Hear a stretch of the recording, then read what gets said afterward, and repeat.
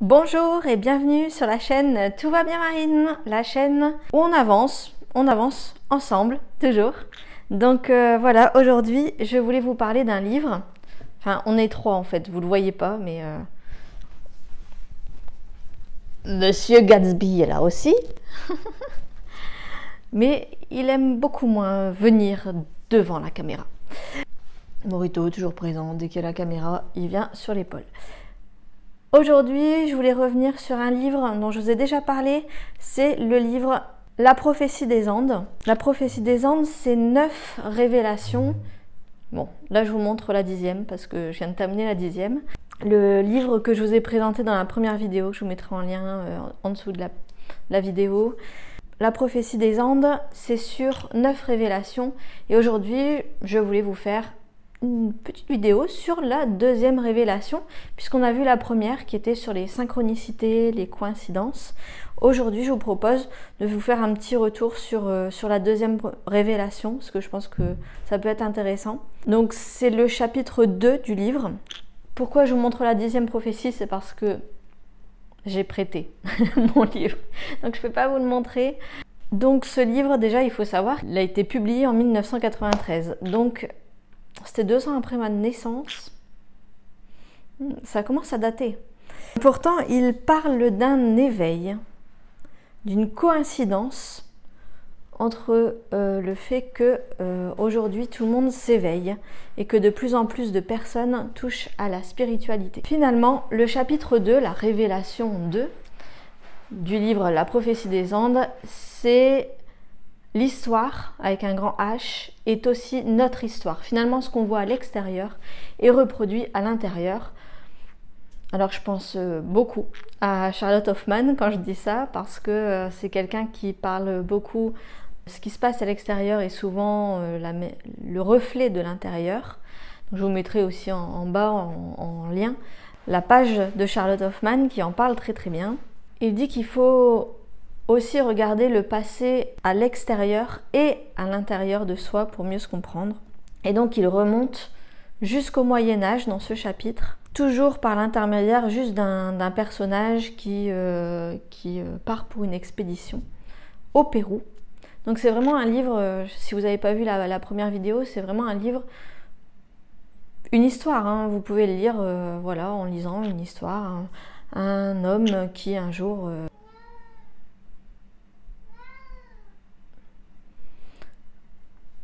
Viens. Bah oui, Gatsby, il a lu et il veut parler. Donc c'est ce garçon qui recherche un livre avec des révélations. Donc vous pouvez le lire vraiment comme une histoire. Dans ce chapitre 2, il remonte au Moyen-Âge. Donc il nous parle du clergé, de l'État, de la royauté. La royauté qui alliait l'État et le clergé. À cette période-là, on a aussi mis en parallèle la science et la spiritualité, mais on n'a pas remis en cause Dieu. Il y avait une sorte de pacte à ce moment-là pour dire voilà, d'accord, vous faites des recherches scientifiques, mais attention, on ne touche pas à la spiritualité, on ne remet pas en cause Dieu. Et il y a aussi ensuite eu une révolution industrielle. Donc là, le monde matériel, laïque, où on a remis en cause Dieu. Même si aujourd'hui, bien sûr, il y a des personnes encore il y a encore des religions, hein, bien sûr. Mais c'est vrai qu'on ne travaille plus forcément sur le côté spirituel.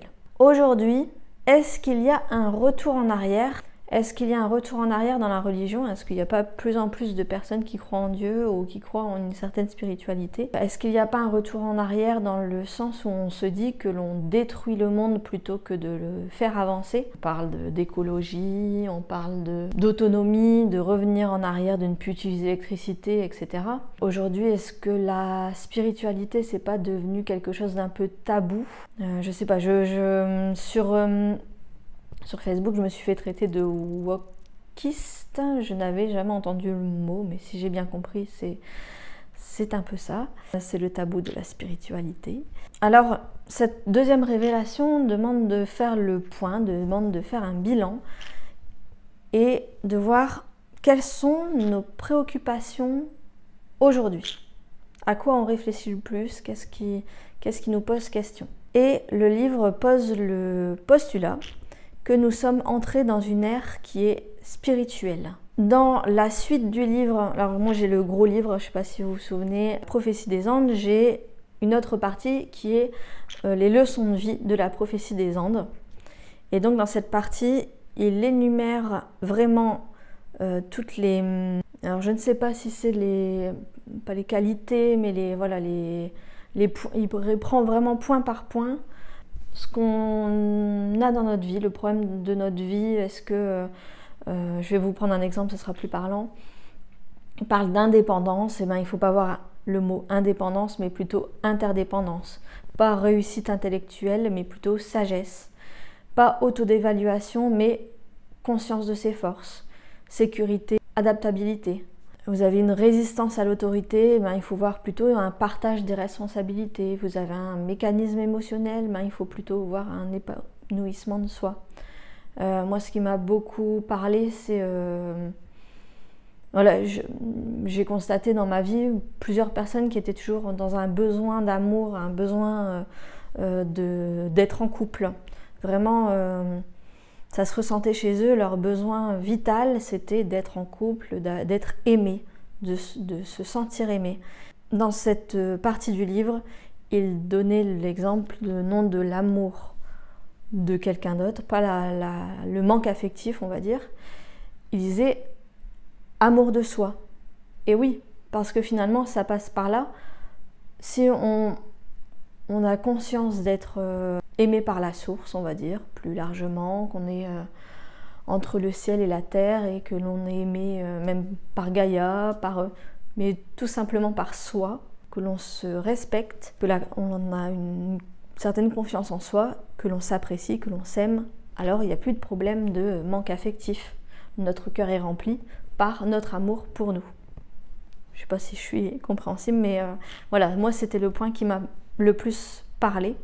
Donc je trouvais ça super intéressant. Alors, moi je vous en ai déjà parlé, souvent mon problème c'est la colère. Par exemple, pour le mot colère, il dit utilisation positive des énergies. Et là, ça me parle, parce que forcément, quand on est en colère, on emmagasine beaucoup d'énergie avant de lâcher. Il faut plutôt voir cela comme une utilisation des énergies qui doit être positive. Et donc, par exemple, bon, je ne sais pas si ça peut marcher pour moi, mais aller faire du sport, au moins, j'utilise à bon escient mon énergie emmagasinée en développant mes muscles et en ventilant, en faisant du sport, et multiples bienfaits, système immunitaire par exemple. Enfin, on avait vu ça avec Heidi. Je vous mettrai aussi, si vous voulez, la vidéo avec Heidi où on parlait du sport comme vecteur d'énergie. Ensuite, il faisait le point sur qu'est-ce que je veux changer dans mon monde aujourd'hui, à quoi je pense sans arrêt. Regardez aussi dans 6 mois comment je me vois, voir ce qui est vraiment le plus important aujourd'hui, quelles sont mes qualités, qu'est-ce que j'admire. Et on peut dégager à partir de tout ça vraiment nos convictions, nos valeurs. Et je pense que l'amour de soi, par exemple, ça passe par ça, par avoir des convictions, avoir vraiment des valeurs. Moi, j'ai choisi ma compagne de vie parce qu'elle avait un certain nombre de valeurs qui me correspondaient. Et c'est vraiment ce qui m'a plu, ce qui fait que je peux dire que j'aime ma femme. Dans les exercices qui sont proposés dans les leçons de vie, il y a aussi le bilan. Alors voir les tournants, les événements répétitifs, vos motivations aussi dans la vie. Et de voir ça comme vraiment, voilà, quelle est mon histoire par rapport à l'histoire. Qu'est-ce qui revient et sur lesquels je devrais peut-être travailler. Alors il proposait aussi un petit exercice qui est de noter la prochaine étape. Selon ce que vous voyez, les événements répétitifs, ce qui revient, vos motivations, etc. Qu'est-ce qui va se passer dans votre vie? C'est pas quelque chose que j'ai fait, j'aime pas trop ça, parce que je me dis toujours que on peut rien attendre de la vie dans le sens où la vie nous fait toujours des surprises, des cadeaux, des choses. Il y a un an, je pensais pas vous faire des vidéos, pas du tout. Pas du tout. Je pensais pas me former à différentes choses. Vraiment, je suis toujours étonnée. Je veux décrocher les étoiles et finalement je décroche le soleil. Enfin, la vie nous fait... il y a toujours des solutions auxquelles on n'avait pas pensé et ça se passe jamais comme prévu. Donc du coup, je ne note pas les prochaines étapes. Mais vous faites ce que vous voulez. Ensuite, il parlait de stimulation de l'énergie. Alors, stimulation de l'énergie, ça revient aux synchronicités qu'on avait vues sur le premier chapitre.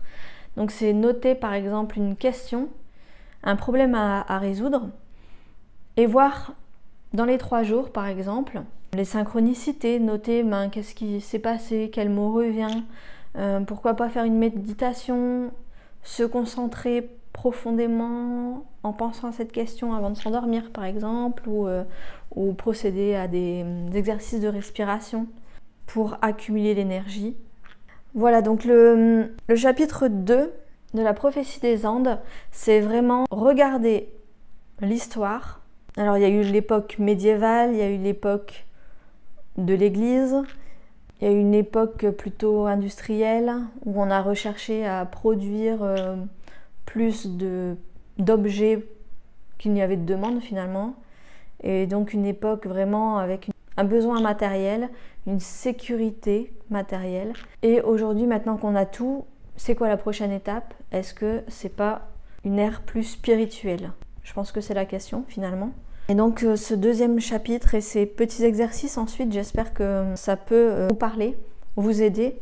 J'ai trouvé ça super intéressant et je pense que je connais quelques personnes qui font déjà l'exercice finalement de poser une question par exemple avant de s'endormir et de noter ensuite le lendemain matin les rêves qu'ils ont eus et s'il y a des réponses dans les rêves. Je pense que c'est vraiment un chapitre qui amène à se questionner sur l'histoire extérieure et notre histoire intérieure, voir notre évolution. Je pense qu'on peut faire aussi un parallèle. L'histoire vraiment où on se médiévale, puis où on se cherche dans la religion, puis où on se cherche dans le niveau matériel et aujourd'hui le spirituel. Je pense que c'est des étapes que l'on peut un peu retrouver dans notre vie. Alors comment l'expliquer?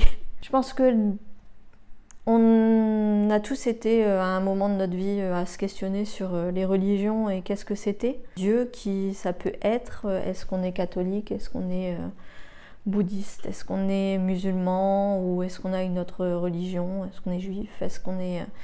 Voilà. Quelle est ma religion? Moi, par exemple, je n'ai pas été baptisée parce que mes parents m'ont toujours dit, voilà, tu choisiras ta religion. Alors on est athée dans notre famille, mais c'est quelque chose du coup, moi je me suis demandé, est-ce que je ne serais pas bouddhiste? Après j'ai eu des amies musulmanes, j'ai beaucoup posé de questions. Donc j'ai eu cette recherche vraiment dans la religion où je me suis posé la question. J'ai recherché une certaine sécurité matérielle avec le fait d'acheter un appartement, d'acheter une maison, d'acheter un mobilier qui me correspond, une déco. Et finalement aujourd'hui je me rends compte, après 2020, j'en parle avec Émilie de Sartiège d'ailleurs, si vous voulez aller voir la vidéo entretien. Et je pense qu'aujourd'hui je suis plus dans une ère spirituelle, on va dire, où je suis à la recherche de ce qui me parle le plus. Je fais attention à mon énergie, je ressens un peu plus les vibrations et je me laisse guider vers ce qui me parle, ce qui vibre comme moi. Je vous livre un peu l'exercice de regarder ce qui se passe dans notre histoire avec un grand H et dans notre histoire avec un petit H. Peut-être vous voulez aller plus loin, donc je vous laisse peut-être faire les exercices, peut-être lire le livre. Est-ce que ça vous a donné envie? Dites-moi tout en commentaire. Je vous ferai certainement une vidéo sur le chapitre 3, du coup la révélation 3, parce que je trouve ça intéressant d'avoir toujours des pistes de réflexion. Peut-être que vous avez un autre livre à me conseiller. Terre 2, j'avais fait aussi une petite vidéo et je pense que le premier livre à lire c'est Terre 2. pour visualiser notre monde de demain. Mais voilà, si vous voulez aller plus loin, faire des petites réflexions sur votre vie, sur l'histoire. Alors, il y a aussi la prophétie des Andes, je vous mettrai aussi les liens en dessous. Il me reste à vous dire une très belle journée. N'oubliez pas de liker, de partager, de vous abonner. Ça me permet de continuer à faire les vidéos, ça nous motive, ça donne envie à Momo. Un bisou, ouais.